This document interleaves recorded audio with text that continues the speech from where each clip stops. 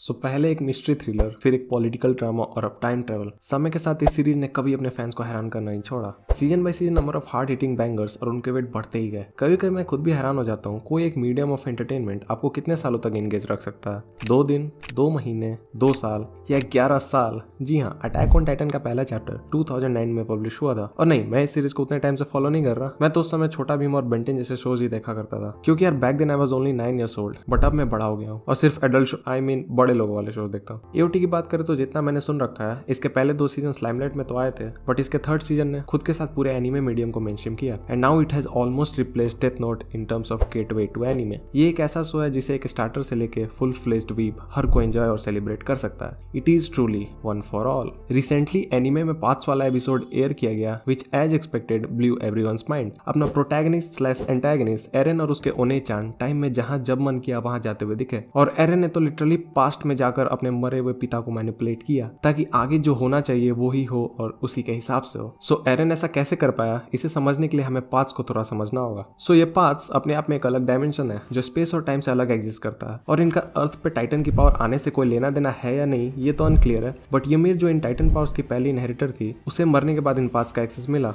जहां वो royal blood वालों के लिए एज ए स्लेव सर्व करती है। ymir वहां से इन सारे टाइटन्स को क्रिएट करती है, ठीक वैसे ही जैसे इसने जीक को वापस से क्रिएट करा। जीक ने बताया भी था वो उन पास में सालों तक था, जो कि रियल वर्ल्ड में एक झटके में बीत गया। एंड दैट एक्चुअली क्लियर्स क्यों सारे टाइटन्स और उनके इनहेरिटर्स के पास हीलिंग एबिलिटी है। जब भी रियल वर्ल्ड में किसी टाइटन को समन किया जाता है, ymir पास में उन्हें सदियों तक वहां की सॉइल से मोल्ड कर रही होती है। इमेजिन इतने सारे टाइटन्स को बनाने में उसे कितना टाइम लगा होगा, which is actually very tragic. ymir सारे रॉयल ब्लड वालों का कमांड वहां क्यों सुनती है? Well because like Mikasa she is also in love. मैं मजाक नहीं कर रहा, सीरियसली, वो भी इस नल्ले इंसान से।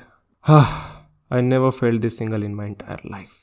सो जीक और एरन कांटेक्ट में आने के बाद पाथ्स में पहुंचते हैं, जहां जीक पाथ की इस एबिलिटी का यूज करते हुए एरन को ग्रीशा और एरन के साथ में एग्जिस्ट करने वाले मोमेंट्स को शो करता है, ताकि जीक इस बात को प्रूव कर सके कि एरन की विल उसकी अपनी नहीं है। He was manipulated by his father same as him. जीक को क्या पता एरन ने इस सीरीज में सबको मैनिपुलेट किया, including Grisha and even Isayama. Obviously Zeke इसमें फेल हो जाता है और यहाँ पे आती है अटैक टाइटन की unique ability, future memory inheritance, जिसमें उसका बिल्डर अपने मेमोरीज को पास्ट के अटैक टाइटन के इनहेरिटर्स को भेज सकता है। And here Eren is actually sending his memories to Grisha, ठीक वैसे ही जैसे उसने क्रूगर को मिकासा और आर्मिन की मेमोरीज भेजी थी। जो कुछ भी ग्रीशा यहाँ देख रहा है रिगार्डिंग जीक, वो असल में उसके लिए कोई रियलिटी नहीं है। दे आर जस्ट मेमोरीज जो एरन उन पाथ्स के थ्रू उन पार्टिकुलर मोमेंट्स पे विटनेस कर रहा है, और इसीलिए ग्रीशा फ्यूचर एरन को कभी इन पर्सन नहीं देख पाया। He only felt his presence at some intense moments and it's pretty clear उसने ग्रीशा की मेमोरीज में और क्या दिखाया है। जिसके बाद वो बंदा पैनिक में आ जाता है और जीक को एरन के करतूतों को रोकने के लिए बोलता है, लेकिन फ्यूचर ऑलरेडी डिसाइडेड है और जो होना है गुरु वो तो होके रहेगा, वैसा जैसा एरन चाहता है। And trust me, no one is ready for what is actually coming.